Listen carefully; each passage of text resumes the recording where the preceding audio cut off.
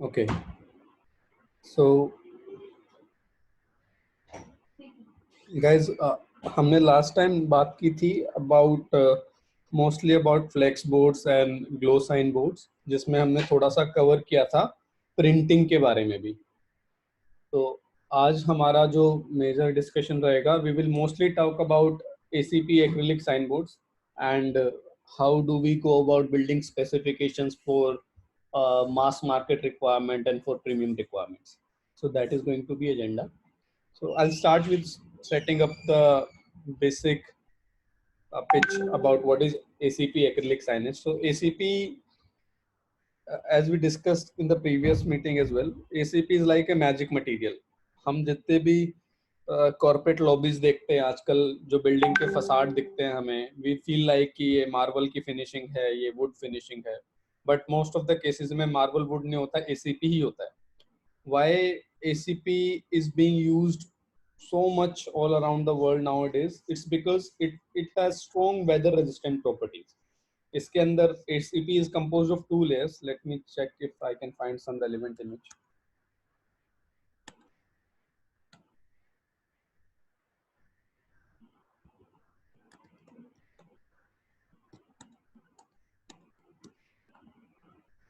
ACP का full form होता है Aluminium Composite Panel, and it is generally made of two layers. जैसे let me find a relevant image. For example, look at this one. Okay, so this is a standard ACP. I think my screen is visible.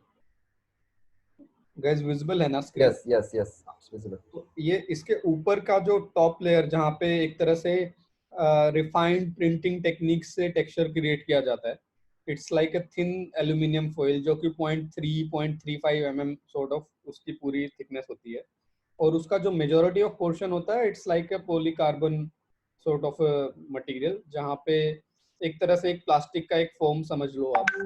तो ये इसकी जो major almost 3 mm इसकी overall thickness होती है ACP की. तो 3 mm में से ऑलमोस्ट 2.9 mm या फिर 2.97 mm जो होती है वो पीछे का जो ब्लैक मटेरियल होता है, जो प्लास्टिक की मटेरियल होता है, वो होता है. ओनली जो ऊपर का जो टॉप थिन फॉइल होती है 0.35 mm थिन, मतलब it's very very very very thin actually, वो खाली एल्यूमिनियम की फॉइल होती है और उसके ऊपर कलर कोटिंग होती है. And it is available in many colours and shape. For example, as I was telling you कि बिल्डिंग के फसाड्स ACP में बनते हैं. ये ऑटोमोबाइल, अगर आपने कोई डीलर शॉप देखी होगी तो उसके अराउंड पूरा ACP की क्लैडिंग होती है. आजकल कॉर्पोरेट पार्क्स में बिल्डिंग में ACP की क्लैडिंग होती है. इसके अंदर जो जो ये होते हैं बेसिकली कुछ कुछ नई अलग अलग प्रॉपर्टीज भी इसके अंदर आजकल इनबिल्ट होती हैं कि हीट रेजिस्टेंट है, वेदर रेजिस्टेंट है, थर्मल एक्सपेंशन इसका कम ज़्यादा करते हैं. तो थर्मल एक्सपेंशन कंट्रोल करने के लिए जो इसका जो प्लास्टिक है इसके पीछे का, उसका कंपोजिशन और उसके जो एल्यूमिनियम है उसका एलॉय यूज करके उसका कंपोजिशन ऑल्टर करके इसका थर्मल एक्सपेंशन भी कंट्रोल किया जाता है. तो मतलब इट्स अ मटेरियल जिसके ऊपर बहुत R&D चल रही है, बहुत हैवीली ये यूज में है. इसका जो स्टैंडर्ड प्राइसिंग है वो ACP जनरली 3 mm में ही अवेलेबल होता है. सो बाकी जो मटेरियल्स हैं लाइक एक्रिलिक है, MDF है, जो दूसरे मटेरियल यूज होते हैं ब्रांडिंग और फर्नीचर फिक्सचर्स में, वो 3 mm 2 mm से लेकर के 20 mm थिकनेस तक, और जो प्लाईवुड की बात करें तो और भी हाई थिकनेस पे अवेलेबल होता है. लेकिन ACP जनरली एक स्टैंडर्ड थिकनेस में ही अवेलेबल होता है, दैट इज 3 mm थिकनेस. तो ये हमारा ACP है. तो जब हम बात करते हैं ACP एक्रिलिक साइनेज की, तो ACP एक्रिलिक साइनेज के 3 कंपोनेंट हैं. सो सबसे पहला हो गया अपना जो बैकग्राउंड ACP है वो, देन एक्रिलिक के letters, and then lighting. 3 component का एक तरह से आप समेशन समझो, तो 3 मेजर कंपोनेंट. उसके अलावा भी कंपोनेंट्स होते हैं, जैसे सर्किटिंग हो गया, पीछे का बैक फ्रेम हो गया, राइट. और कभी कभी विनाइल्स भी लगाए जाते हैं इनके ऊपर कि somebody, मतलब ACP को आप डायरेक्टली प्रिंट भी कर सकते हो because it is a flat sheet. तो जो मार्केट में कमर्शियल ग्रेड पे बहुत सारे फ्लैट बेड प्रिंटर्स अवेलेबल होते हैं, and these are not scarce, these are available with many printers. So you can directly print on ACP and put up the communication. But because ACP itself is a premium material and it's generally used in premium requirements, so brand typically avoid printing on ACP. However, methodologically there is no challenge on printing on ACP. Because brand typically go about कि ACP के ऊपर अगर आपको कोई different colour चाहिए, कोई different pattern चाहिए, तो आप उसके ऊपर विनाइल पेस्ट कर लो, तो आपको टिपिकली एसीपी के ऊपर विनाइल पेस्टेड मिलेगा। फॉर एग्जांपल मैं अगर आपको दिखाऊं ब्रिजस्टोन के साइनेज, अभी मैं थोड़े और आपको स्पेसिफिकेशन में ड्रिल डाउन करूंगा तो वहां पे आपको थोड़ा सा और क्लियर समझ में आएगा। तो तीन मेजर कंपोनेंट की बात करेंगे। विनाइल हम आज के डिस्कशन में नहीं इंक्लूड करेंगे, पिछली बार हमने काफी डिस्कशन किया था विनाइल के ऊपर, तो आज फ्रेम्स भी हम आज के डिस्कशन में इंक्लूड नहीं करेंगे, जो बैक फ्रेम जिसके ऊपर पूरा साइनेज बनता है एसीपी का। आज हम टिपिकली लाइटिंग, एसीपी एंड ये एक्रिलिक, इन तीन कंपोनेंट की बात करेंगे। अब हम बात करते हैं कि जब हम एसीपी एक्रिलिक साइनस की बात करते हैं तो कितने तरह से बनता है ये। जैसे लास्ट टाइम हमने बात करी थी ग्लो साइन बोर्ड की, ग्लो साइन बॉक्स एक ही तरह से बनता है, एक फ्लैट सा, मतलब पीछे का एक फ्रेम होगा, फ्रेम के अंदर लाइटिंग होगी, सामने फ्लेक्स होगा, फ्लेक्स को आप प्रिंट कर लो या उसके ऊपर विनाइल स्टिक कर लो कट आउट करके, उस तरह से बनेगा, एक स्टैंडर्ड अपीयरेंस रहती है। लेकिन एसीपी एक्रिलिक साइनेज में there are so many variants, तो उसमें वेरिएंट्स जो मेजर तरह के वेरिएंट हैं, सबसे जो ज्यादा चलने वाले वेरिएंट हैं, जो दो वेरिएंट है, एक है स्टेंसिल कट और एक है ब्लॉक लेटर। स्टेंसिल कट में क्या होता है कि एसीपी के अंदर ग्रूविंग करके उसमें अंदर एक्रिलिक फिट कर दिया जाता है उन ग्रूव्स के अंदर, और एक्रिलिक के पीछे लाइट लगा दी जाती है, तो आपको ऐसे लगता है एक फ्लैटिश ब्लड, एक पूरी फ्लैट अपीयरेंस रहती है, लेकिन वो कहीं कहीं पे लिट हो रखा होता है, तो बहुत शार्प तरह की और एलिगेंट तरह की अपीयरेंस मिलती है, तो उसको स्टेंसिल कट बोलते हैं। हम थोड़ा सा मेक टाइप इसका थोड़ा सा देखेंगे आज। दूसरा है ब्लॉक लेटर। ब्लॉक लेटर में क्या है कि हम एक्रिलिक के अंदर पूरा का पूरा जो डिजाइन है, आर्टवर्क है, उसको फॉर्म करते हैं, जैसे ये फॉर्म किया हुआ है, हेयर के लेटर्स फॉर्म किए हुए हैं, इन लेटर्स के अंदर ही लाइट होती है। तो एसीपी जो है पीछे का जो बैक स्ट्रक्चर है, उसके ऊपर ये लाइट वाले लेटर्स, जिनके अंदर, इन लेटर्स के अंदर ही लाइट है, लाइट एसीपी के अंदर नहीं है, इन्हीं लेटर्स के अंदर लाइट है, और इनको सामने उसके ऊपर चिपका दिया जाता है, और उस तरह से ब्लॉक लेटर बनते हैं। इसके और भी वेरिएंट्स हैं, एक है सॉलिड लेटर्स, मैं अभी आपको बताऊंगा, और भी दो तीन तरह के और वेरिएंट होते हैं जिससे आप एसीपी को, ये एसीपी एक्रिलिक साइनेसेस को बना सकते हैं। तो सबसे पहले हम थोड़ा सा एक्सप्लोर करते हैं कि ये बनते कैसे हैं।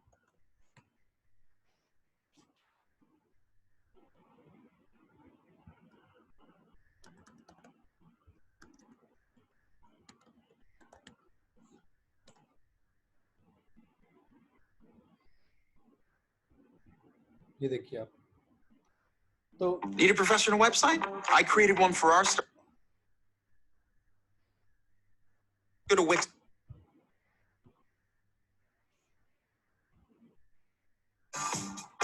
We use Wix Video to showcase product.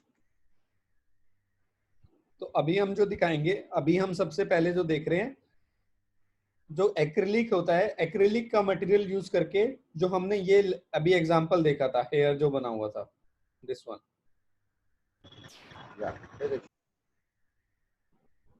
ये तरह के लेटर्स किस तरह से बनाए जाते हैं, सबसे पहले हम ये देख रहे हैं।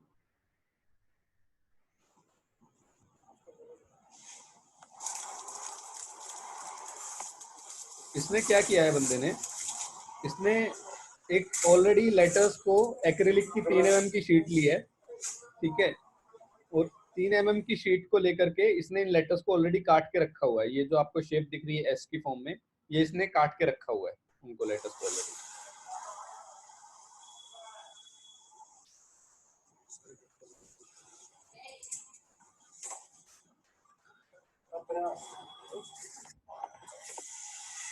अब इसको बोलते हैं साइड की रेजिंग बोलते हैं इसको, क्योंकि आपको वो 3D इफेक्ट लाना है, तो आपको ऊपर और नीचे की जो लेयर आपने काट के रखी है उनको एक पर्टिकुलर एक साइड एज से स्टिक करना होगा।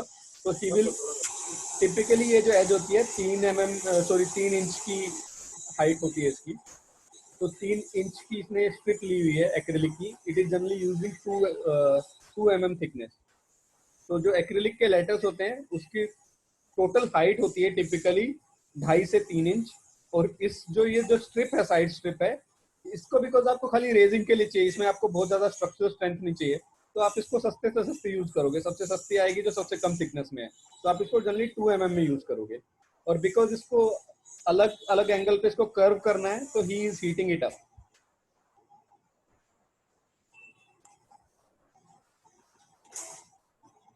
हीट करके ये बिल्कुल लचीला हो जाएगा, और अभी वो he will start pasting it.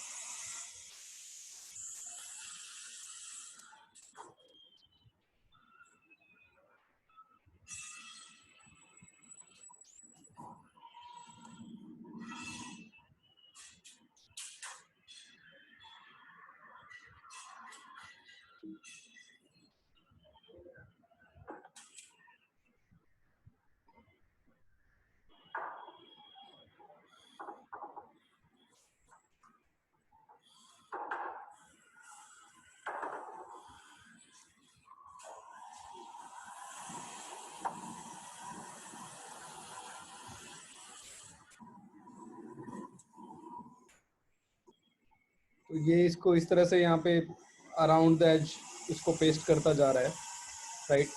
अब यहाँ पे बॉन्ड से इसको फिक्स कर देगा। I think you got the idea कि किस तरह से इसकी रेजिंग क्रिएट होगी। तो थोड़ा सा मैं आगे बढ़ा देता हूँ वीडियो को।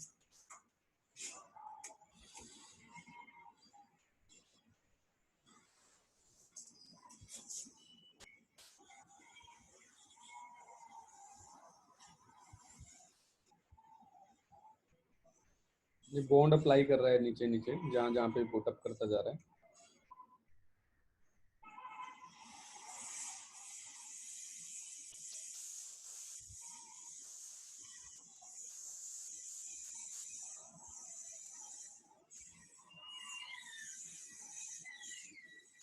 मैं आगे कर नहीं पा रहा हूँ थोड़ा। मेरी आवाज तो आ रही है ना? हैंग सा हो गया सिस्टम यहाँ पे। अमित आ रही है आवाज? अमित आवाज आ रही है। दिख रहा है। हाँ, मैं इसको आगे नहीं बढ़ा पा रहा हूँ।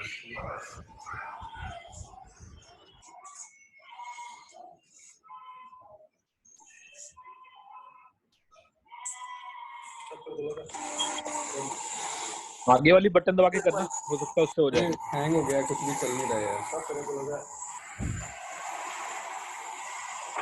जियो का यूज करना शुरू कर दें क्या हम लोग, वो सोल्यूशन? नहीं, इंटरनेट का इशू नहीं है यार, लैपटॉप पे। अच्छा,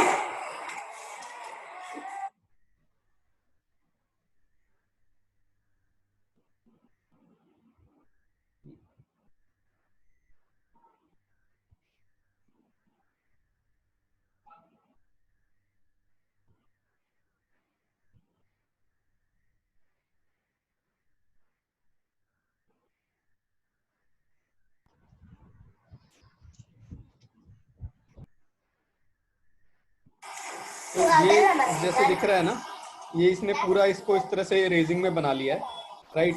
तो इसके पास में एक तरह से खांचा तैयार हो गया है। इस खांचे के ऊपर ये सबसे पहले क्या करेगा, ये पीछे की तरफ एक ऐसा सा एक और बनाएगा, जो नीचे इसने काटा हुआ है ना, जो फ्रंट में जो दिख रहा है, ऐसा सा एक और बनाएगा। उसके ऊपर एलईडी लगा देगा और इन दोनों को आपस में बंद कर देगा, like a male female assembly जो टिपिकली होता है सॉकेट्स वगैरह।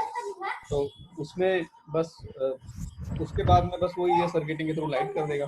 लाइटिंग का भी मैं दिखा देता हूँ थोड़ा सा। Got it.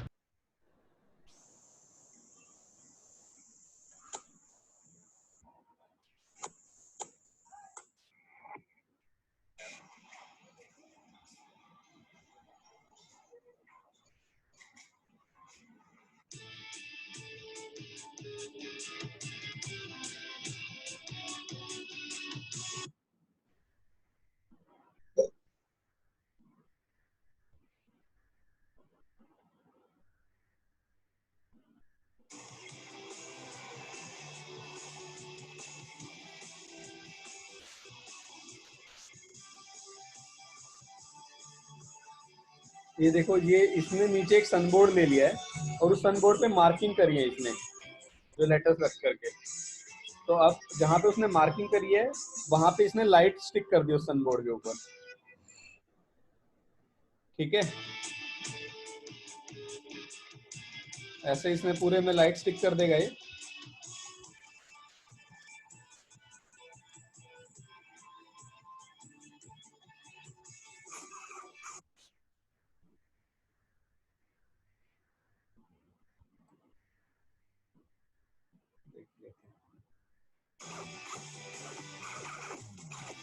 और ये एक एक होल कर रहा है ताकि यहाँ से वायरिंग निकाल सके, जहाँ जहाँ से भी उसको वायरिंग निकालने की जरूरत है।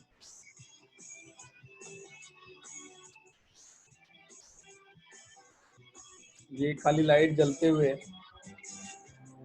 पैनासोनिक का ही बोर्ड बना रहे हैं।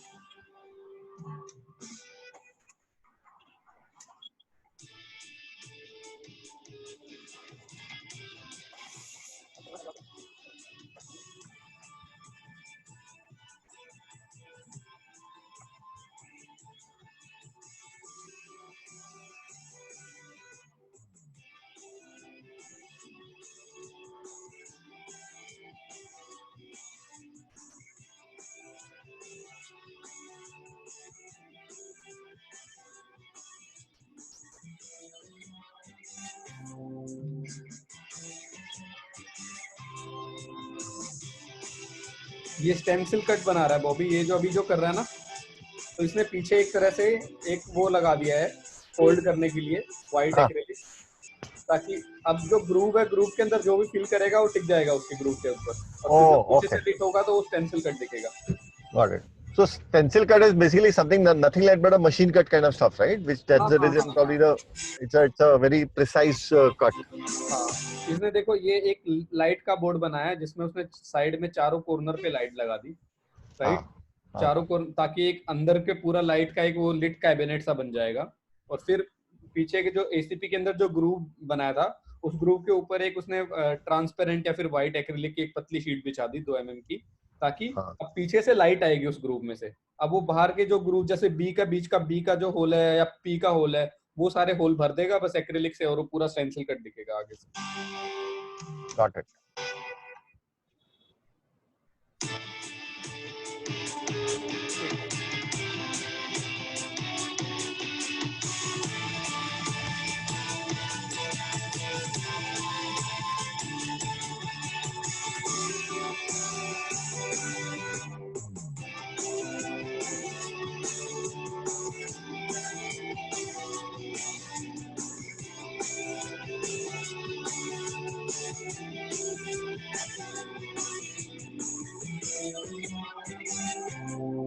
देख रहे हो सामने से शंकरा बिल्ड प्रो जो लिखा हुआ है।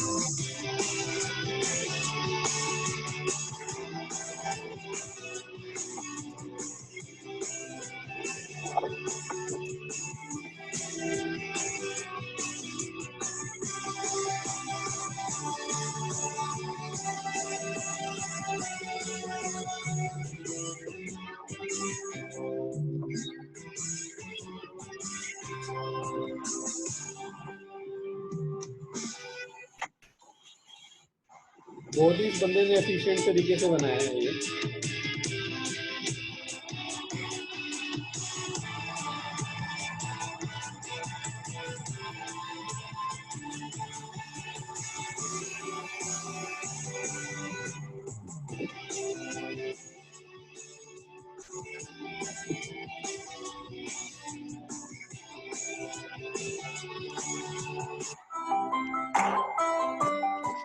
ठीक है, तो यहाँ से आई थिंक समझ में आ गया होगा हमको कि एसीपी साइनस कैसे बनता है, एक्रिलिक साइनस कैसे बनता है, ऑन ये इसके दोनों टाइप समझ में आ गए होंगे आई होप, कि ब्लॉक लेटर और Yes. जो स्टेंसिल कट है, यही जो सबसे ज्यादा एक किसी साइनेज में ये दो सबसे ज्यादा यूज होते हैं। जो एसएस की स्पेसिफिकेशन पे हम काम कर रहे थे बॉबी, उसमें भी वही था कि मोस्टली ब्लॉक लेटर में एसएस लिखा हुआ है और जो डीलर का नाम है स्टेंसिल कट में रहता है। टिपिकली इंडस्ट्री का बिहेवियर जहाँ पे भी एसीपी एक्रिलिक साइंस हो रहा है वही है कि ब्रांड अपना नाम ब्लॉक लेटर में लिखते हैं और डीलर का नाम स्टेंसिल कट में लिखते हैं। Got it. ऑटोमोबाइल में भी मोस्टली जगह यही ऐसे ही यही मेथोडोलॉजी यूज होती है। Okay.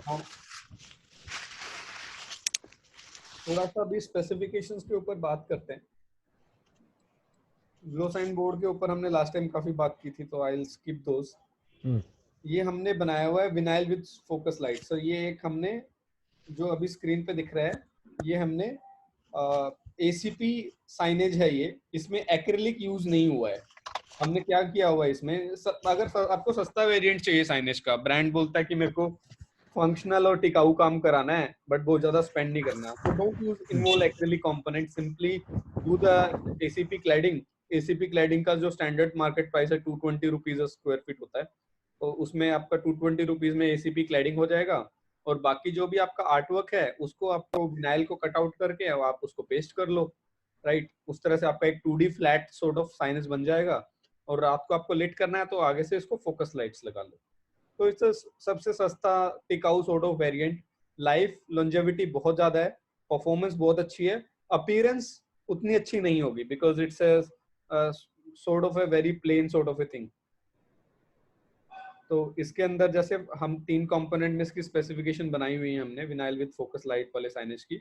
सबसे पहले फासिया वो होता है जो हमें सामने दिखता है, जिसमें हमने बोला है कि 4 mm थिक एसीपी, मतलब 3 mm 3.5 mm 4 mm thick ACP, these are all in the same thing. कोई ब्रांड कोई मतलब इसी रेंज में रहते हैं एसीपी टिपिकली। ऐसा वेरिएंस नहीं मिलेगा आपको, कोई 2 mm में मिल रहा है, 6 mm में मिल रहा है, 8 mm में मिल रहा है, 3 से 4 mm की रेंज में ही रहेंगे एसीपी।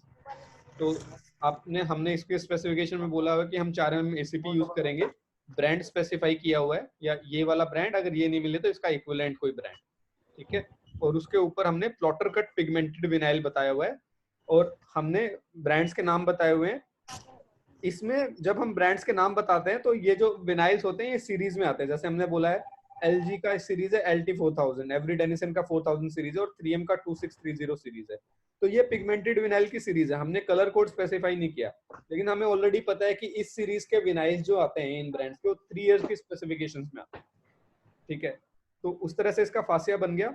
साइन कैबिनेट में मतलब जो पीछे का जो बैक फ्रेम है उसमें हमने एल्यूमिनियम पाइप बोला है, और उसकी थिकनेस वगैरह बताई हुई है, box depth to be 3 inches. Box depth का कोई ज्यादा फंक्शन नहीं है, थोड़ा 3 इंच का डेप्थ इसलिए दिया जाता है, वो दिखने में अच्छा लगता है, जो साइड का 3 इंच का जो अपीयरेंस होता है ना, वो दिखने में काफी प्रीमियम सा लगता है। टिपिकली एक दो जगह पे एरर हुआ है, जैसे ब्रिजस्टोन में जो अर्ली में जो साइनेज लगे थे उसमें कहीं कहीं पे जो वेंडर ने ऑलमोस्ट हाफ पौना इंची का या फिर 1 इंची के थिकनेस में काम किया हुआ है, तो वो सामने से तो बढ़िया लगता है, सामने से कोई डिफरेंस नहीं लगता उसमें, लेकिन साइड से देखने में इतना प्रीमियमिटी उसमें नहीं आती। तो रोहन इस चीज का ध्यान देते हैं कि जो साइड का जो डेप्थ है ना साइनेज का, चाहे लिट हो नहीं नॉन लिट हो, 3 इंच का डेप्थ रखते हैं। आई हैव ऑब्जर्व कि काफी डिफरेंस पड़ता है अपीयरेंस में। Got it. So I am sure इसमें प्राइसिंग भी चेंज होता होगा। क्या कह रहे हैं? डेप्थ की वजह से प्राइसिंग भी चेंज होता है क्या? नहीं, बहुत रेयरली फर्क पड़ेगा। सोचो ना आपकी मतलब आप ओवरऑल डेप्थ में पीछे तो कुछ करना ही नहीं, खाली साइड से दो इंच बढ़ेगा, तो 2-2 इंच से जो थोड़ा बहुत फर्क पड़ेगा वो थोड़ा बहुत फर्क पड़ेगा। अगर आप इतना अगर डेप्थ बढ़ा रहे हो तो आप उसको साइड वाली डेप्थ को भी क्रॉस सेक्शन में गिन लो। फॉर एग्जांपल आपका बोर्ड है 20 फीट लंबा, आपने 3-3 इंच की डेप्थ थी, तो आप उसका पूरी लेंथ 20.5 फीट गिन लो। मतलब इस तरह की अरेंजमेंट आप ब्रांड्स के साथ में कर सकते हो, but as a for visual impact it is important कि हम 3 इंच उसको डेप्थ दें। ऐसा नहीं होता है बॉबी कि बैक टू बैक में पूरा घूम के नहीं आता ये पूरा पीछे से, ये मतलब खाली 3 इंच डेप्थ है, वहां पे 90 डिग्री पे हल्का सा रोटेट करके अंदर की तरफ मोड़ दिया जाता है बस एसीपी में। Got it. ओके, और इसके पीछे लाइट लगाई हुई है। यहाँ पे एक चीज मैं और दिखाता हूँ आपको, एसीपी को कैसे फैब्रिकेट करते हैं। मतलब ऐसे सामने से एसीपी की सबसे खास बात क्या है कि इतना ज्यादा इसलिए यूज होता है कि जब एसीपी यूज होता है ना तो उसमें सामने से कोई एज नहीं दिखता आपको, सामने से आपको ऐसा लगता है कंसिस्टेंट मटेरियल जाया जा रहा है।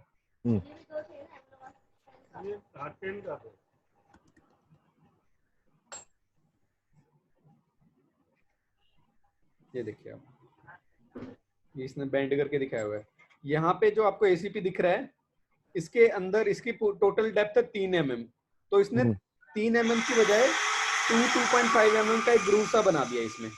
ओके। तो वो ग्रूव क्या बनाया इसने कि जो खाली ऊपर का जो प्लास्टिक है ना, उस प्लास्टिक के अंदर ग्रूव है, अंदर के एल्यूमिनियम को टच नहीं करना चाहिए, बहुत ध्यान देना पड़ता है।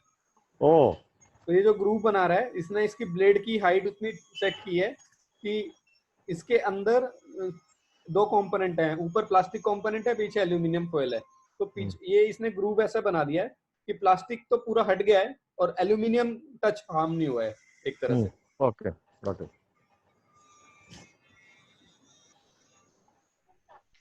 बट ये बहुत टाइम कंज्यूमिंग है, राइट?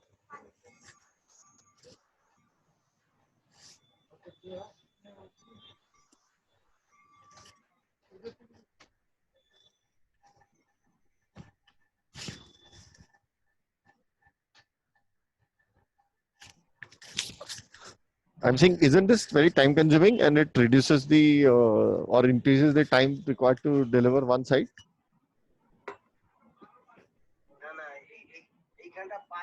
नहीं, टिपिकली बॉबी यही प्रैक्टिस है, इसी से किया जाता है। तो अच्छा। This is called ACP routing. तो अभी आप देखेंगे तो एसीपी का ये जो लेफ्ट मोस्ट कॉर्नर है ये हटा देगा और ये दोनों शीट्स को जो भी इसने साइड्स की एजेस हैं ये मोड़ देगा, तो एक ट्रे बन जाएगी एसीपी की। Got it. तो ACP should be installed in tray structure. Okay. चाहे अपन साइनेज के लिए लगा रहे हो चाहे बिल्डिंग के लिए, बिल्डिंग की जो भी फसाड क्लैडिंग होती है पूरी, तो इसी तरह की ट्रेज इंस्टॉल होते जाती हैं। ओके, ठीक है, आई गॉट दैट।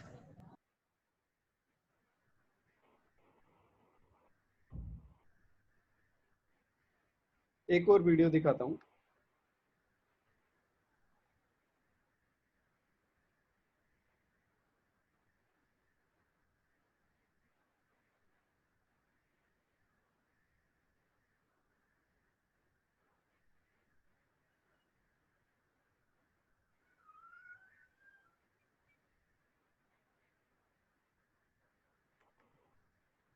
ये आपको स्क्रीन दिख रही होगी। तो इसने पीछे से पहले ग्रूव्स कर लिए, इसने पीछे से पहले ग्रूव्स कर लिए उसमें। तो अब ये ग्रूव्स के हिसाब से लगा रहा है, उसने पहले ही लगाने से पहले साइजिंग के हिसाब से ग्रूव्स किए हुए हैं, और जहां जहां पे भी ग्रूव है ना वहां पे मुड़ जाएगा ये सामने से आराम से। देखो इसने ऐसे मोड़ा हुआ ना ऊपर से,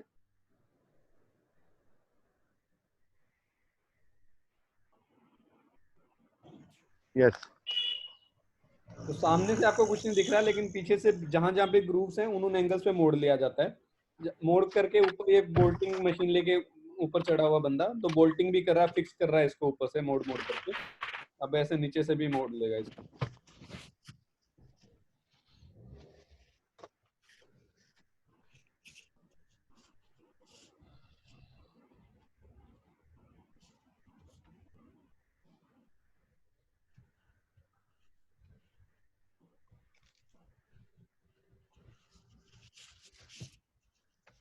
पीछे का इसने फ्रेम बनाया हुआ है।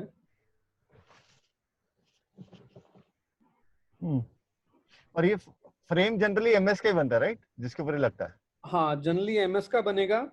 अगर आप पूरा साइन बोर्ड बना रहे हो तो आप एल्यूमिनियम का भी बना सकते हो, लेकिन अगर आप इस तरह से क्लैडिंग कर रहे हो दुकान पे on site in Situ fabrication कर रहे हो तो फिर आपको आयरन ही यूज करना पड़ेगा। एल्यूमिनियम के साथ में थोड़ा सा डिफिकल्ट हो जाता है बैंडिंग करना और वो सब चीजें करना। ओके।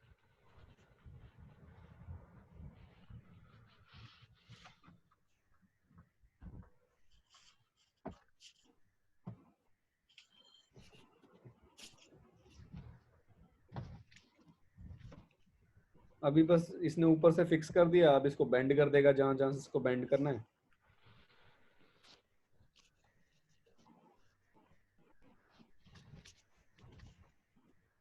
ये देखिए बेंड कर दिया ना इसने। लेट्स सी सम लास्ट कपड़ प्रोडक्ट ये दिखाता है ये।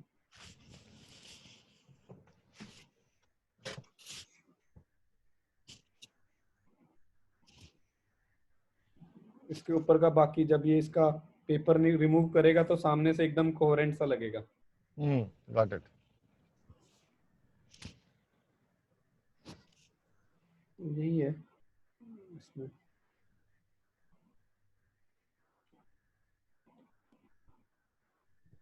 yes. तो ये सबसे बेसिक तरह का साइनेज है। अगर बिल्कुल ही सस्ता हमें बनाना है तो we can make very simple ACP. AC के ऊपर आप विनाइल पुटअप कर दो, तो एसीपी के ऊपर विनाइल पुटअप करके we can make it a signage as cheap as ACP vinyl signage as cheap as like 320-350 rupees square feet, और उसके ऊपर लाइटिंग अलग से लगेगी। ठीक है। फिर इसमें एक और वेरिएंट है, सॉलिड लेटर्स आ जाते हैं। सॉलिड लेटर्स में क्या है कि जो ब्रिस्टोन के जो कॉन्सेप्ट साइनेज है वो है सॉलिड लेटर्स। इसमें जो थोड़ा सा डिफरेंस ये आ जाता है, अपीयरेंस बेटर हो जाती है, क्योंकि ये जो यहाँ पे हमने कुछ पोर्शन में तो विनाइल यूज किया हुआ है, लेकिन कुछ पोर्शन में जहाँ पे ब्रांड लिख करके आ रहा है वहां पे वी कैन यूज एक्रिलिक की थिक शीट। लाइक यहाँ पे लेट्स से हमने यूज कर लिया 8 mm या फिर let's say 20 mm acrylic use कर लिया, सॉलिड एक्रिलिक, तो वहां पे आपका आर्टवर्क एकदम से निकल के आएगा, तो उससे अपीयरेंस थोड़ी सी इंप्रूव हो जाती है, थोड़ा पावरफुल लगता है आपका ब्रांड। तो ये उसका एक थोड़ा सा महंगा वेरिएंट है which can be made as मतलब as cheap as like 550-600 rupees square feet solid letters के साथ में। इसमें विनाइल भी इन्वॉल्व है, एसीपी भी इन्वॉल्व है, एक्रिलिक भी इन्वॉल्व है, वो सारी चीजें।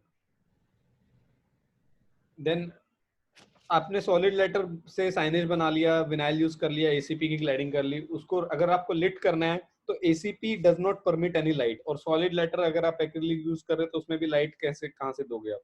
तो इन साइनेजेस को ऊपर से लाइट देनी होती है, तो हम यहाँ पे या तो डायरेक्टली फोकस लाइट्स लगा के लाइट दे सकते हैं इस तरह से, बट वो it does not look good. तो बेटर है कि आप एक ऊपर एक कैनोपी बनाओ, कैप सॉर्ट ऑफ स्ट्रक्चर, ये 8 इंचेस की आगे ओवरहैंग होता है, और इसके अंदर आप लाइट डाल करके और इसके अंदर से आप इसको लिट करो।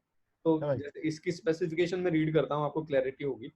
देखिए आप फासिया में हम वो बना रहे हैं, हम क्या कह रहे हैं, ये अभी गो मैकेनिक्स में बना रहे हैं ना, तो उसकी फोटोज ले लेंगे तो फिर पूरी क्लैरिटी हो जाएगी। अभी गो मैकेनिक में फोकस लाइट वाले ही साइनेज बना रहे हैं। ओके सही है। कैनोपी लगा के लाइट्स का वाला बनता है। हाँ, पर ये बहुत बड़ा है, मतलब ये तकरीबन ही तो 70 फीट उसमें है, मतलब लेंथ में है। ओके, हाँ, घूम रहा है एक जगह से जाके। सही है, बढ़िया है। जब बन जाएगा तो फिर दिखा देंगे बहुत। इसकी जैसे स्पेसिफिकेशन देखोगे तो आपको समझ में आ जाएगा पूरा। फासिया में हमने सबसे पहले एसीपी यूज किया हुआ है, जिससे पीछे का फ्रेम बनेगा। उसके ऊपर 8 से 12 mm का थिक एक्रेलिक प्लॉटर कट करके एसीपी के ऊपर डाला हुआ है, जो यहाँ पे डाला हुआ है, जो रोलिंग बैनर्स जिसमें आपको दिख रहा है। Then plotter cut pigmented vinyl use किया 3 years वारंटी का। तो इस साइड पे जो आपको दिख रहा है जो ब्लू है, वो हमने प्लॉटर कट, क्योंकि व्हाइट एसीपी की लेयर थी तो उसके ऊपर यहाँ पे ये वाला जो पोर्शन है unconventional OH and retail branding के पीछे वाला जो पोर्शन है, वो हमने ब्लू विनाइल डाला हुआ है। उसके ऊपर हमने थिक ये 8 mm थिक ये एक्रिलिक डाला हुआ है। ठीक है, फिर साइन कैबिनेट में ओके सेम चीज है। कैनोपी में हमने बोला हुआ है कि 8 इंच है, 4 इंच की हाइट है, 8 इंच की प्रोट्रूडेंस है उसमें, और हर 2 फीट के ऊपर लाइट लगाई हुई है हमने। और लाइटिंग में हमने बता रखा है कि कौन सी लाइटिंग यूज करी हुई है, और इलेक्ट्रिकल असेंबली के बारे में बताया। तो इस तरह से स्पेसिफिकेशन बनानी होती है। जो हमने स्पेसिफिकेशन बनाई है फेयरली डिटेल्ड है। तो इसमें आप फसाड भी कर सकते हो, जैसे एसीपी तो वैसा मटेरियल है कि आपको कहीं पे पूरा बिल्डिंग के चाहे चारों तरफ आप इसको प्रोटेक्ट कर लो। तो look at the difference between इस स्टोर की और इस स्टोर के अपीयरेंस में कितना फर्क है। तो पूरा स्टोर एक होल कोहेरेंट असेंबली लगता है। तो आप एसीपी का पूरा फसाड कर ही रहे हो, ऊपर के साथ साथ में पिलर्स के ऊपर भी एक्सटेंड कर लो, वही आप फसाड बोल लो, इसको क्लैडिंग बोल लो, both are the same thing. और बाकी ऊपर वाले पोर्शन में आप विनाइल और एक्रिलिक यूज करके उसको साइनेज टाइप बना लो, तो एक बॉडी कोहेरेंसी अपीयरेंस आ जाती है। तो इसमें पूरा पूरा साथ में मर्ज हो जाता है, पूरा वॉल ऐसे लगता नहीं है करके, it's like one piece there. Yes. और ये हमने ब्लॉक लेटर की बनाई हुई है स्पेसिफिकेशन। इसकी स्पेसिफिकेशन में फासिया में थोड़ी सी डिफरेंस आएगा। जैसे यहाँ पे आप देखोगे तो हमने बोला हुआ है block letter made in 3 mm acrylic, 3 mm के एक्रिलिक में बने हुए हैं, डेप्थ 2.5 से 3 इंच है, to allow for spotless spread of light on acrylic surface. ठीक है, फिर हमने बोला हुआ है प्लॉटर कट पिगमेंटेड विनाइल लगाया। मतलब ये ब्लॉक लेटर की हमने स्पेसिफिकेशन यहाँ पे इस वाली सेकंड लाइन में बता दी, बाकी सारी चीजें सेम ही है। और ये स्टेंसिल कट बताया हुआ है हमने यहाँ पे स्टेंसिल कट में भी की स्पेसिफिकेशन उसके हिसाब से ACP is cut out in and acrylic is filled in. Special care to be taken so that light does not expose out from the groove edges. जो edges है ना groove के, उसमें से लाइट ना निकले, तो उसके लिए कैसे केयर की जाती है कि ग्रूव में से एजेस ना लाइट ना निकले, कि आप ग्रूव्स को फिल करने के बजाय जो ग्रूव्स के पीछे वाले पोर्शन में व्हाइट शीट लगा देते हो, जैसे अभी इस वीडियो में लगाई हुई थी। हाँ, समझ गया। हाँ, जब आप ग्रूव को फिल करने की कोशिश करते हो, लेट्स से मैं क्या करता हूँ, पीछे में ट्रांसपेरेंट एक्रिलिक लगा देता, ये रोलिंग बैनर्स जो कटआउट है इसके पीछे में ट्रांसपेरेंट लगा देता एक्रिलिक, और ग्रूव्स के ऊपर मैं व्हाइट एक्रिलिक से फिल कर देता, तो मेरे को व्हाइट तो दिखता रोलिंग बैनर लिट हुआ, लेकिन साइड साइड से जहां जहां पे भी थोड़ा सा लाइट को स्पेस मिलता, तो मेरे को एक शार्प लाइटिंग आती। बराबर। एज मतलब कहीं कहीं पे एज से लाइटिंग निकलती दिखती है, and it does not look good. तो उस वजह से क्या बोलते हैं कि आप पीछे व्हाइट एक्रिलिक लगा दो ताकि सब जगह इक्विवेलेंट लाइट आए। अगर फिर आपको ग्रूव ऐसे तो फिल करने की जरूरत नहीं, अगर आपको फिर भी ग्रूव फिल करना तो ग्रूव का ट्रांसपेरेंट एक्रिलिक से फिल कर दो। उस तरह से इसको करते हैं। तो ये डिफरेंट तरह के एसीपी एक्रिलिक साइनेजेस हैं। आई थिंक तीनों मटेरियल के बारे में आपको आज रिसेंटली पता चल गया होगा। यस। हमने अभी तक 3 तरह के साइनेज समझ लिए, फ्लेक्स बोर्ड समझ लिया, ग्लो साइन बुक समझ लिया, और हमने समझ लिया एसीपी एक्रिलिक साइनेज। थोड़ा सा एक I wanted to talk about this कि हम कौन कौन सा टोटल, मतलब अगर हम किसी ब्रांड के लिए हम बोलते हैं कि यार हमें पैन इंडिया कॉन्ट्रैक्ट दे दो आप, और हम आपका पूरा का पूरा कॉन्ट्रैक्ट ग्रेट कॉन्ट्रैक्ट करना चाहते हैं, तो है listed couple of requirements on branding side. Almost 30 element होते हैं जिसमें आपकी पूरी ब्रांडिंग कंप्लीट हो जाती है। इसमें हमने सारे के सारे तरह के मटेरियल यहाँ पे लिस्ट किए हुए हैं। तो लेकिन it requires a separate session, तो मैं इसको आज के टाइम में मिक्स नहीं करता हूँ। तो instead whatever time that we have, let's talk about some printing के ऊपर थोड़ा सा बात कर लेते हैं हम आज। ओके, ठीक है, तो प्रिंटिंग के बारे में शायद हमने लास्ट टाइम बात नहीं किया था। नहीं। तो So I think last time हमने सिर्फ material का थोड़ा discussion किया था, but I think there are various kinds of printing which probably allows you for the warranty. I think that is what is more important to understand technically, that how they withstand the weather. Right. तो मैं एक simple example लेता हूँ जो रोहन ने अभी कल परसों बोला था.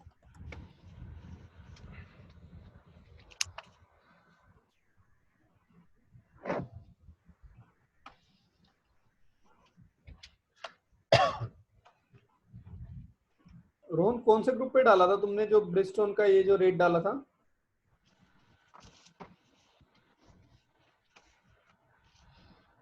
उसमें तुमने मेंशन किए हुए थे 2-3 तरह की जो प्रिंटिंग थी.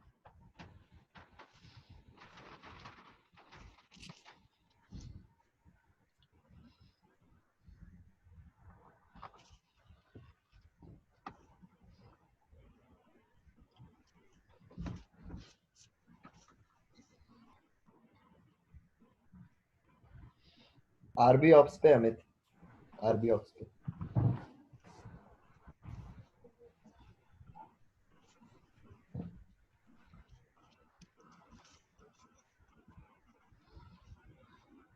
जैसे यहाँ पे रोहन ने 3 तरह की प्रिंट क्वालिटीज को बताई हुई है.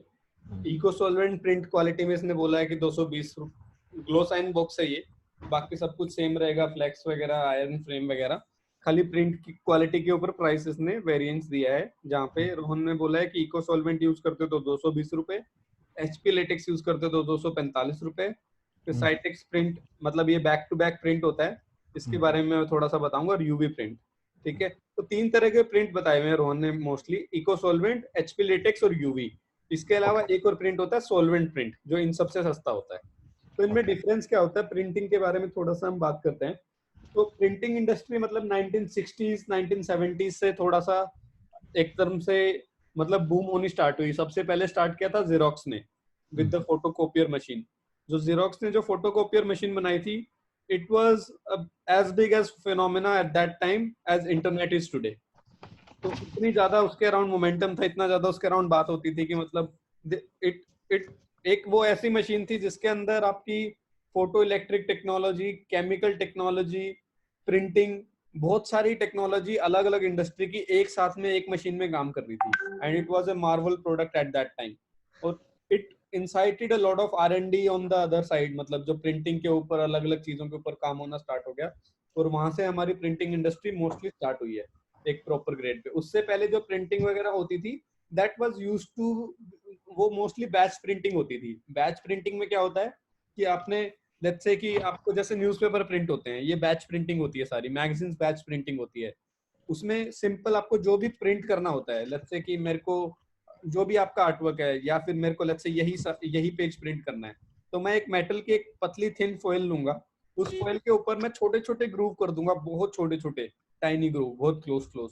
टीबीआर, साइनेस स्पेसिफिकेशन, इसके मतलब जो जो भी आपको आर्टवर्क दिख रहा है उसके वो मैं ग्रूव कर दूंगा. और उन ग्रूव्स को मैं प्रेस करूंगा एक इंक के ऊपर. और वो जो छोटे छोटे ग्रूव्स हैं उसमें से इंक नीचे सीप आउट हो करके नीचे जो पेपर होगा उसके ऊपर इंप्रेशन क्रिएट कर देगी. इसको बैच प्रिंटिंग भी बोलते हैं, प्रेस प्रिंटिंग भी बोलते हैं, 2-3 और भी नाम है इसके. तो मोस्टली वो प्रिंटिंग चलती थी. लेकिन 1960s के बाद में हमारे पास में प्रिंटिंग के अंदर नई टेक्नोलॉजी निकल के आई जिसको हम बोलते हैं आजकल डिजिटल प्रिंटिंग. तो प्रिंटिंग का अगर कैटेगराइजेशन आप देखोगे, ब्रॉड फॉर्म में 2 तरह की होती है. एक तो बैच प्रिंटिंग या प्रेस प्रिंटिंग जिसको हम बोलते हैं.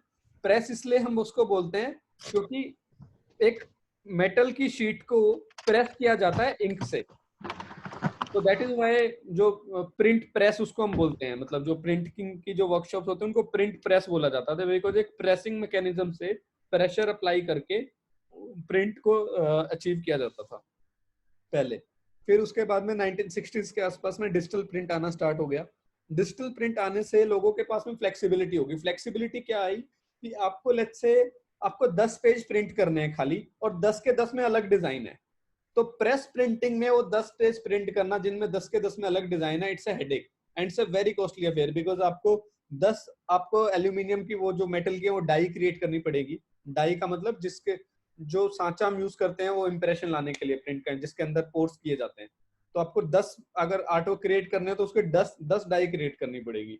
और नॉर्मल डे टू डे अगर आपको प्रिंट यूज करना है तो आपके लिए जस्ट नॉट पॉसिबल कि आप हर काम के लिए डाई क्रिएट करते रहो, तो उसमें फ्लेक्सिबिलिटी नहीं थी। प्रेस प्रिंटिंग या बैच प्रिंटिंग है वो बहुत सस्ती होती है, बिकॉज एक बार आपने डाई क्रिएट कर ली तो इंक बहुत कम लगती है, बहुत ही सारे मैकेनिकल मूविंग कंपोनेंट होते हैं, तो इधर उधर की कोई वेस्टेज नहीं होती है। आप उसको मैनुअली भी ऑपरेट कर सकते हो, प्रेस को हाथ से भी ऑपरेट कर सकते हो, you don't even need electricity.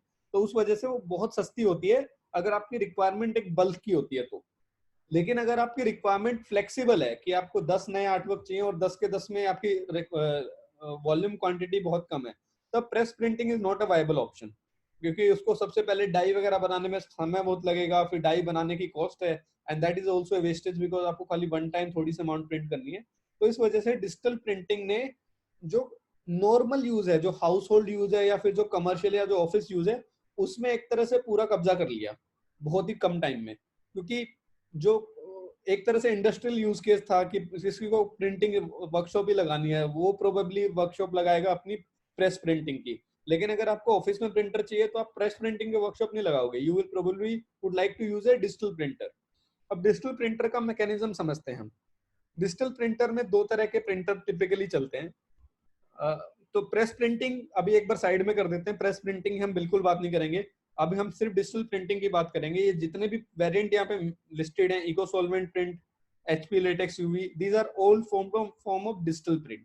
सब आजकल जो हम जितना भी प्रिंट करते हैं हमारे सेक्टर में, ब्रांडिंग इंडस्ट्री में, सब कुछ डिजिटल प्रिंट ही होता है मोस्टली। अगर कोई ब्रांड हमें बोल देता है कि मुझे 50,000 1 लाख फ्लायर बना के दो, तब हम प्रेस प्रिंटिंग पे जाएंगे बिकॉज वो सस्ता पड़ेगा हमको। अगर हम साइनेज वगैरह बना रहे हैं तो सब कुछ डिजिटल प्रिंट ही होता है। अब डिजिटल प्रिंट में दो मैकेनिज्म होते हैं। दो मैकेनिज्म में एक लेजर प्रिंट होती है, एक इंकजेट प्रिंट होती है। अब लेजर को एक बार छोड़ देते हैं बिकॉज लेजर प्रिंट में थोड़ा सा बस बता देता हूं। क्या कह रहे हो? वो एक्चुअली हाँ, हेलो हेलो, हाँ जी, हाँ कुछ कह रहे थे आप अभी? नहीं, ठीक है, कंटिन्यू करता हूँ। तो हाँ। लेजर प्रिंटिंग और इंकजेट प्रिंटिंग में दोनों में डिफरेंस ये होता है कि एक तरह से आप ये मान के चलो कि जो लेजर प्रिंट होती है उसके अंदर जो ये जो होता है हमारा जो इंक होती है, वो इंक एक पाउडर फॉर्म में इंक होती है, और जो पेपर होता है उस पेपर को आयनाइज किया जाता है। जो भी आपका प्रिंट आर्टवर्क है, जैसे आपको ये प्रिंट करना है, लेट्स से TBR स्पेसिफिकेशन, तो जो पेज जो उसके अंदर मशीन के अंदर लोड होगा, उसके वहां पे एक तरह से एक चार्ज क्रिएट कर दिया जाता है। जहां जहां पे भी आपका आर्टवर्क आना है वहां वहां पे एक चार्ज क्रिएट कर दिया जाता है, और उस चार्ज को जब क्रिएट करा जाता है, उस चार्ज को जब आप इंक से एक्सपोज करते हो, जो ड्राई पाउडर इंक होती है उससे एक्सपोज करते हो, तो इंक को एकदम से सक कर लेता है, और वो उससे वो इंक वहां पर स्पेसिफिक पोजीशन पे स्टिक हो जाती है, और वहां से आपको एक प्रिंट आउटपुट मिलता है। तो ये मतलब एक नया सा मैकेनिज्म है, रिसेंट सा मैकेनिज्म है। अभी आप देखोगे लेजर प्रिंटर टिपिकली स्टार्ट होते हैं 12-15 हजार रुपए की रेंज से, और वो भी ब्लैक एंड व्हाइट। अगर कलर लेजर प्रिंटर आप देखोगे तो 30-35 हजार रुपए की रेंज से स्टार्ट होते हैं। लेकिन इंकजेट प्रिंटर स्टार्ट हो जाते हैं 2,500 रुपए की रेंज से, और 10-12 हजार रुपए में कलर्ड ये आपको इंकजेट प्रिंटर मिल जाते हैं। तो लेजर प्रिंटिंग जो यूज होती है, इट इज ओनली फॉर जो स्मॉल फोटोकॉपियर डिवाइस होती है, स्मॉल प्रिंटिंग डिवाइस होती है जो हम ऑफिस में यूज करते हैं, खाली वहीं पे होती है। बाकी सारा का सारा जो हम यूज करते हैं, जो इंडस्ट्री में यूज होता है डिजिटल प्रिंट में, सारा का सारा इंकजेट प्रिंटिंग ही है। इंकजेट प्रिंटिंग मतलब आप इंकजेट प्रिंटिंग का सिंपल प्रोसीजर क्या होता है कि इसका सबसे जो इम्पोर्टेंट कंपोनेंट होता है उसको बोलते हैं प्रिंट हेड।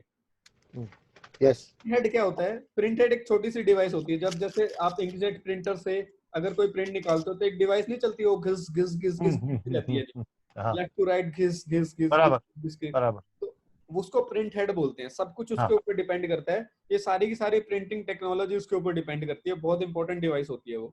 उस प्रिंट हेड के अंदर बेसिकली क्या होता है, उस प्रिंट हेड के अंदर बहुत छोटी छोटी नोजल्स होती हैं। मतलब आप समझ लो कि 1 इंच के अंदर हो सकता है 1000-1500 पता नहीं कितने नोजल होंगे। I am not able to give you any number, but online वो नंबर्स अवेलेबल हैं कि डेंसिटी कितनी है, नोजल की डेंसिटी कितनी है, और जितनी छोटी उसकी नोजल की ड्रॉपलेट साइज, मतलब एक प्रिंट हेड के अंदर सिंपली ये होगा कि उसके वो अंदर इंक होगी। आई थिंक उसीलिए वो डीपीआई वगैरह कहते हैं ना, जो आई थिंक जो डीपीआई होता है प्रिंटर का, I think that's based on that nozzles, हाँ राइट? हाँ, उसी के ऊपर एग्जैक्टली सेम। हाँ, इट्स टोटली, आप बिल्कुल राइट स्पॉट पे हो कि उसी को डीपीआई बोलते हैं। कितनी अगर आपकी जो नोजल्स हैं अगर बहुत बहुत छोटी फ्यूम्स क्रिएट कर सकती हैं, जो नोजल्स अगर आपने बहुत छोटी ऐसी नोजल बना दी कि जो बहुत छोटी फ्यूम क्रिएट कर सकती है, तो मतलब बहुत आप बहुत high quality print output create कर सकते हो। यस। ठीक है, अगर आपका ड्रॉप का जो इंक की जो ड्रॉप है उसका साइज बड़ा होगा, तो आपका जो इमेज क्वालिटी होगी आप बहुत हाई क्वालिटी नहीं क्रिएट कर पाओगे, आप लो क्वालिटी इमेज क्रिएट कर पाओगे। समझ इसका गया। ट्रेड ऑफ क्यों है?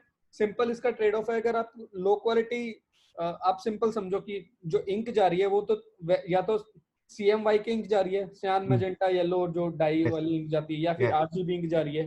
तो बराबर है। ऐसे कंप्यूटर जो प्रिंटर के पास में इंक मिल रही है उसको तो 3 अलग अलग एक तरह से इंक मिल रही है, और उन इंक से उसको ड्रॉपलेट्स को इस तरह से मैनेज करना है कि एक्चुअल आउटकम जो है मिलकर के सही आए। जो ड्रॉपलेट साइज जितना छोटा होगा उतनी शार्प इमेज होगी, उतनी डिटेल्ड इमेज होगी। सिंपल सिंपल फंडा है। ठीक गॉट है, इट। तो अब हम बात करते हैं कि प्रिंट हेड हमें समझ में आ गया। प्रिंट हेड के अंदर नोजल्स होती है, नोजल्स से जो इंक रहती है उसकी फ्यूम्स निकलती हैं, और वो जो फ्यूम्स होती हैं वो पैटर्न प्रोड्यूस करती हैं पेपर के ऊपर। Now coming down to print qualities, कि एक प्रिंट क्वालिटीज क्या होती हैं और इनमें कैसे डिफरेंस होता है। सबसे पहली जो प्रिंट क्वालिटी होती है सोलवेंट प्रिंटिंग। सोलवेंट प्रिंटिंग जो इसमें मेंशन्ड नहीं है, सोलवेंट प्रिंटिंग में सिंपल सोलवेंट और इको सोलवेंट प्रिंटिंग में कोई डिफरेंस नहीं होता। इनफैक्ट एचपी लेटेक्स प्रिंटिंग में कोई भी डिफरेंस नहीं होता फॉर दैट मैटर। अच्छा। सोलवेंट, इको सोलवेंट और एचपी लेटेक्स, इनमें printing methodology is exactly same. Okay. एक प्रिंट का प्रिंट हेड होगा, उसमें से फ्यूम निकलेगी और वो फ्यूम पेपर पे जाएगी और उस पेपर पे आउटपुट निकलेगा। डिफरेंस कहाँ पे? डिफरेंस सारा इंक में है। ठीक है, ओके, गॉट इट। इंडस्ट्री समझो, इंडस्ट्री कैसे इवॉल्व हुई कि 1990s के आसपास में कैनन ने इन सब ने अपने प्रिंटर्स बना बना के बेचना स्टार्ट कर दिया। प्रिंटर्स, इन्होंने अपने प्रिंटर बहुत महंगे बेचे बिकॉज इन्होंने बोला यार हमने R&D की है तो हम अपने IP रिस्ट्रिक्शन है, हमारे ट्रेडमार्क हैं, ऐसे ऐसे करके महंगे प्रिंटर बनाएंगे। चाइना ने बोला तुम ऐसी तैसी कराओ, तुम्हारी IP गई भाड़ में, हम तो छापेंगे।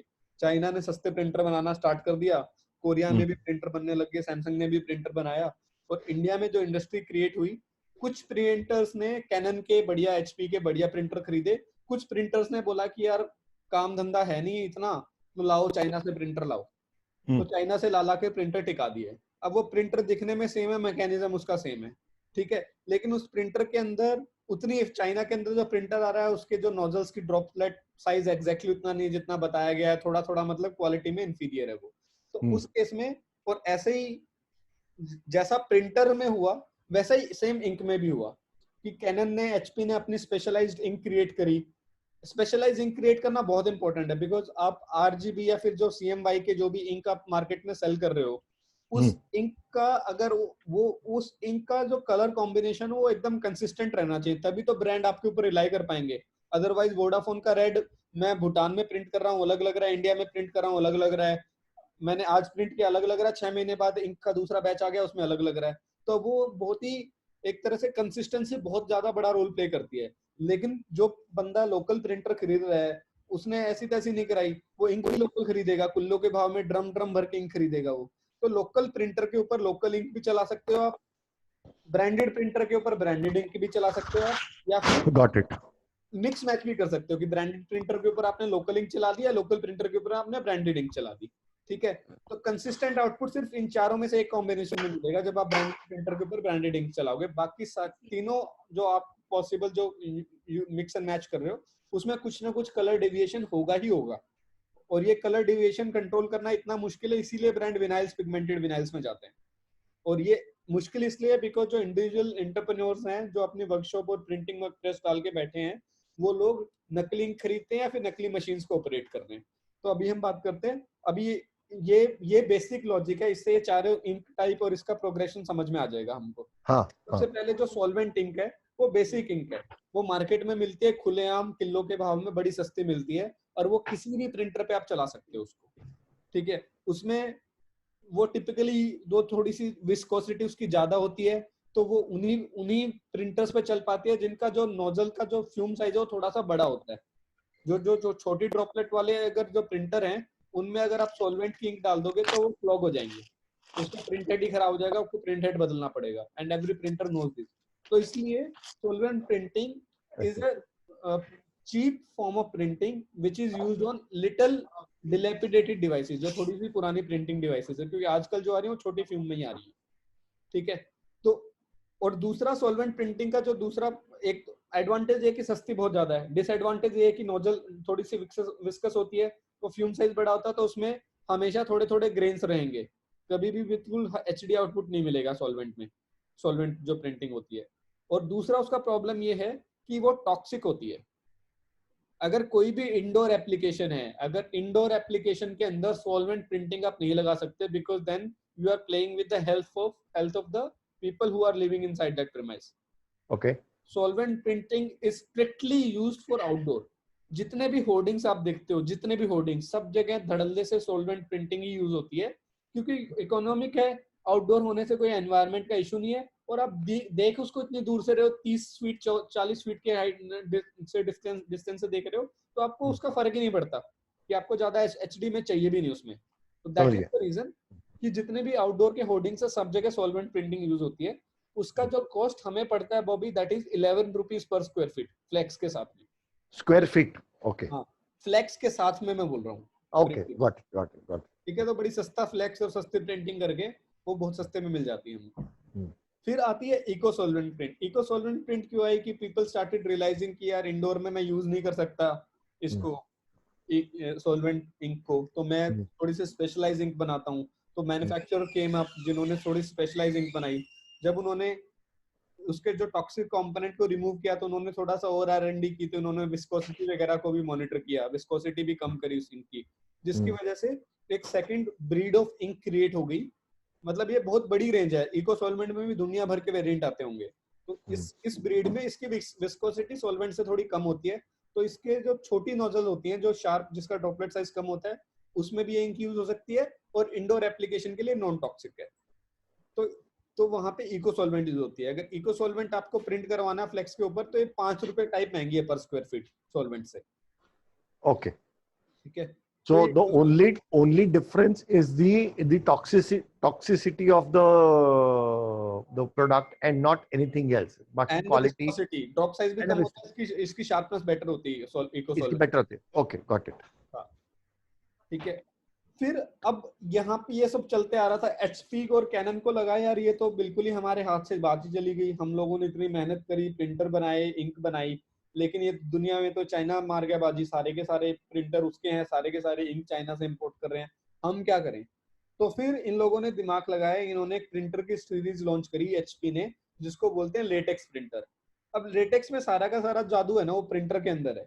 वो क्या करता है प्रिंटर, वो सिंपल कोई नॉन एचपी ब्रांड की जो इंक है ना, उसको एक्सेप्ट ही नहीं करता।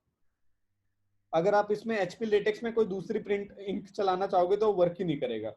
दूसरा, एचपी लेटेक्स प्रिंटर के अंदर और भी कई सारी अपग्रेडेशन इन्होंने कर दी। जैसे एक प्रिंटर की सबसे बड़ी लाइफ में प्रॉब्लम क्या होती थी कि आपकी प्रेस जब तक चल रही तो चल रही है, लेकिन अगर आपको बीच में एक हफ्ते का भी ब्रेक देना पड़ गया, तो जो प्रिंट हेड है उसके अंदर जो इंक है, वो नोजल्स के अंदर इंक ड्राई होकर सूख जाती थी, और वो ड्राई होकर सूखने की वजह से प्रिंट हेड ब्लॉक हो जाता था, और उसको आपको बार बार प्रिंटिंग प्रेस को चलाओ या फिर उसको बहुत ज्यादा आपको क्लीन करना पड़ेगा। अगर आपने थोड़ी सी भी मेंटेनेंस में लापरवाही बरती तो आपको बहुत बड़ा नुकसान हो जाता था। तो उन्होंने एचपी लेटेक्स में सारी प्रॉब्लम सोल्व कर दी कि प्रिंटर अपने आप को क्लीन कर सकता है, ये खाली ऑथराइज्ड इंक ही लेगा, दूसरी कोई इंक नहीं लेगा। तीसरी इन्होंने सबसे बड़ी चीज ये करी कि ये जो प्रिंटर है एचपी लेटेक्स प्रिंटर, ये जो मीडिया होता है, मतलब जो पेपर होता है, उसके हिसाब से अपना कलर कॉम्बिनेशन अडेप्ट कर लेता है। क्योंकि जो पेपर होता है ना, वो एग्जैक्ट सेम व्हाइट नहीं होते सारे पेपर, कोई व्हाइट होते हैं, कोई थोड़ा सा येलोइश व्हाइट होता है, कोई ऑरेंज व्हाइट होता है, सब में हल्की हल्की टिंच होती है। तो ये एचपी लेटेक्स प्रिंटर के अंदर, इको सॉल्वेंट प्रिंटर के अंदर भी कैपेबिलिटी आ गई है, अभी तो बहुत सारे प्रिंटर के अंदर आ गई है, अभी तो बहुत कॉमन सी कैपेबिलिटी हो गई है कि वो कॉन्फ़िगर कर सकता है कि आप पेपर कौन सा डाल रहे हो, उस पेपर के बेस पे ये अपना जो combination of ink to be used to colour reproduction वो चेंज कर लेता है, ताकि एंड आउटपुट हमेशा कंसिस्टेंट रहे। तो एचपी लेटेक्स की सबसे बड़ी एडवांटेज क्या है कि कंसिस्टेंसी इंश्योर रहेगी, क्योंकि नकली इंक यूज ही नहीं हो रही। बाकी इसमें डेफिनेटली कुछ अपग्रेड है, विस्कोसिटी काफी कम है, तो शार्पनेस इसकी काफी बेटर है दूसरे प्रिंटर से। तीसरा इसके अंदर इसके जो ऑक्सीडेशन है, ऑक्सीडेशन कम होता है। इन्होंने इंक की जो टेक्नोलॉजी के अंदर भी काम किया है कि अगर इको सोलवेंट प्रिंट अगर मैं बोलता हूँ 6 महीने में फेड हो जाती है, इको सोलवेंट 9 महीने में फेड हो जाती है, एचपी लेटेक्स प्रिंट 18 महीने तक फेड नहीं होती, चलती है 18 महीने तक। Got it.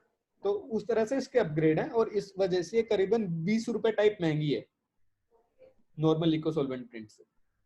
यानी नॉर्मल 11, ये जो नेक्स्ट लेवल है वो 11 + 5 which is 16 and this is 16 + 20 which is 36 is what we are saying, or this is actual 20? हाँ, it's HP latex is around 30-35। हाँ, आप सही बोल रहे हो। हाँ, ओके, ठीक है। That is how it is. ठीक है, तो ये एचपी लेटेक्स प्रिंट है। Then comes the UV print. UV print का एग्जैक्टली मेरे को बहुत ज्यादा आइडिया नहीं है, बट एक मतलब जस्ट छोटा सा मतलब this technically can increase your site the production of the thing by 3 times of the site. अगर हम एक बेसिकली कोई अगर रेगुलर प्रिंट करवा रहे और अगर एचपी करा रहे तो 11 से लेके सीधा 30-35 नहीं, इट्स लाइक 3 times 300% जंप है। प्रिंट आपका मेजर कॉस्ट कंपोनेंट नहीं होता ना, तो ओवरऑल कॉस्ट में ज्यादा फर्क नहीं पड़ेगा, 5-10% का ही फर्क पड़ेगा, लेकिन उसकी लाइफ तो बढ़ रही है। समझ गया, got it. So print is not a major component in that thing. आपका बाकी का frame, ACP and all of that takes a lot of things. I get that, understand. ठीक है। फिर अभी साइटेक्स प्रिंटिंग में आने से पहले एक बार यूवी प्रिंट की बात कर लेते हैं। तो यूवी टेक्नोलॉजी में नॉर्मल डिफरेंस क्या होता है? जो यूवी की जो मशीन्स होती है ना, वो वही प्रिंट हेड वाला मैकेनिज्म होता है। ये जो इंक डिपॉजिट है वो 3 to 4x ज्यादा करती है सरफेस के ऊपर। अगर एचपी लेटेक्स में अगर लेट्स से एक्स अमाउंट का इंक डिपॉजिट हो रहा है इन पर्टिकुलर 1 स्क्वायर फीट एरिया, तो यूवी प्रिंट में 4x 5x इंक डिपॉजिट होगा। ठीक है, उससे एडवांटेज क्या आती है कि आपका जो प्रिंट है वो थोड़ा सा टेक्सचर आ जाता है उसमें। ठीक है, दूसरी एडवांटेज क्या आती है कि जो आपके कलर्स हैं वो ज्यादा सॉलिड हो जाते हैं। कलर सॉलिड होने की वजह से उसका ऑक्सीडेशन टाइम कम हो जाता है और उसकी लाइफ बढ़ जाती है आपके कलर की। ठीक है, तो ये सारी एडवांटेज उससे मिलती है। डिसएडवांटेज क्या है यूवी प्रिंट की? एक तो बड़ा स्लो है, क्योंकि इंक डिपॉजिट ज्यादा करना है, तो अगर आप उसको पेपर को जल्दी जल्दी मूव करोगे तो वो इंक स्कैटर हो सकती है पेज के ऊपर, इधर उधर फैल सकती है, तो आपका पूरा का पूरा डिजाइन खराब हो सकता है। बराबर। ठीक है, दूसरा इसका डिसएडवांटेज है क्योंकि इंक ज्यादा यूज हो रही तो कॉस्टली है। ठीक है, तीसरा इसका डिसएडवांटेज नहीं बोलूंगा, मतलब इन चीजों को डील करने के लिए, मतलब ये मैकेनिज्म कैसे काम करता है, बिकॉज इंक ज्यादा यूज हो रही है, तो ये जो यूवी प्रिंटर्स होते हैं इसके अंदर एक यूवी लैंप की ट्यूब होती है कि जो भी इंक डिपॉजिट होकर के जो चीज निकलती है, प्रिंट हेड जब इंक डिपॉजिट करता है वो इमीडिएटली पेपर का वो सेक्शन एक यूवी चेंबर में जाता है और यूवी लाइट से वो ड्राई की जाती है इंक को बहुत रैपिड तरीके से, बहुत इंटेंस यूवी रेडिएशन से उसको इंक को ड्राई कर करके और फिर उसको आउटपुट को निकाला जाता है। तो उस तरह से यूवी प्रिंट होता है। तो because we are using UV light to dry out the excessive ink quickly, इसलिए इनको यूवी प्रिंटर बोला जाता है। I think rest of the things have already fallen in place for you कि किस तरह से प्रिंटर काम करता है। And it is almost like 10-20 rupees 10 rupees costlier than the latex as well. Okay, UV print. Okay, now coming to the Scitex print, back to back print. Back to back print is, इसमें print में कुछ भी difference नहीं है। Print मतलब आप Scitex print आप HP latex में भी कर सकते हो, इको सोलवेंट में भी कर सकते हो, सोलवेंट में भी कर सकते हो, यूवी में भी कर सकते हो, किसी के ऊपर भी कर सकते हो। साइटेक्स प्रिंट का मतलब क्या है? जब ग्लो साइन बॉक्स में आप फ्लेक्स के ऊपर प्रिंटिंग करते हो तो जब पीछे से लाइट आएगी, अगर आपकी प्रिंट की लेयर थिन है तो कलर फट सकता है, आपका रेड हो सकता है, आपको ऑरेंज दिखे पीछे की लाइट आने से। तो उस वजह से हम क्या किया जाता है इंडस्ट्री में, there are some special grade of printers जो कि पेपर को बैक टू बैक कॉन्फ़िगर करते हैं कि अगर लेट्स से फ्लेक्स के ऊपर आपको प्रिंट करना है तो पहले उसके ऊपर सामने से प्रिंट होगा, फिर वही फ्लेक्स वापस से उसमें रोल बैक होगा और फिर उसमें पीछे की तरफ सेम प्रिंट हो जाएगा। तो कलर की डबल लेयर मिल जाती है आपको पीछे और आगे, तो कलर स्कैटर नहीं होता। जब रात को लाइट गिरती है तो बड़ा रिच कलर इम्पैक्ट आता है, बहुत सुंदर लगता है वो back to back print. I think we have certain examples, हमने वो कंपैरेटिव फोटो साथ में पुटअप नहीं करी है, बट हमने ये करा हुआ है। जैसे गो मैकेनिक में we have put up a simple eco solvent print flex GSB and then we have removed that GSB and replaced it with a Cytex print, back to back print GSB। और उन दोनों की appearance में, specially night time की appearance में बहुत ज्यादा फर्क आ जाता है क्योंकि कलर बहुत रिच लगता है उसमें। तो जो बैंक्स होते हैं वो Cytex प्रिंट प्रेफर करते हैं मोस्टली। या तो बोलते हैं कि विनाइल लगा दो, नहीं तो साइटेक्स प्रिंट कर दो, बैक टू बैक प्रिंट कर दो। तो यही चीज है। So that was about print. इसके इसमें अलावा बस हाँ बस यही प्रिंटर्स की अवेलेबिलिटी पे प्रॉब्लम आ जाती है कि अपन लोकेशन वाइज यूवी और साइटेक्स बहुत ही कम अवेलेबल होती है। एचपी लेटेक्स तो स्टिल मोस्टली अच्छे प्रिंटर्स के पास अवेलेबल होती ही है, बट ये UV and Scitex are very rarely found. Okay. But do we have vendors for all of these across, or there's a scarcity of vendors? In major cities we have, तो usually बड़ा ही printer होता है वही रख सकता है, otherwise कोई रखता ही नहीं। यूवी और ये स्काईटेक्स बहुत महंगी मशीन्स हैं। यूवी तो भी मिल जाता है पर लेकिन साइटेक्स तो मतलब ऐसा है कि ना के बराबर ही मिलता है, तो मेट्रो सिटीज में मिलता है। Got it.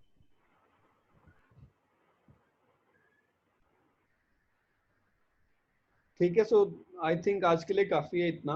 नेक्स्ट वाला जो सेशन रखेंगे अपन, उसमें हम बात करेंगे डिफरेंट डिफरेंट ब्रांडिंग एलिमेंट्स, जो जैसे इंटीरियर ब्रांडिंग के एलिमेंट्स की बात करेंगे और प्राइसिंग की बात करेंगे नेक्स्ट सेशन में हम लोग।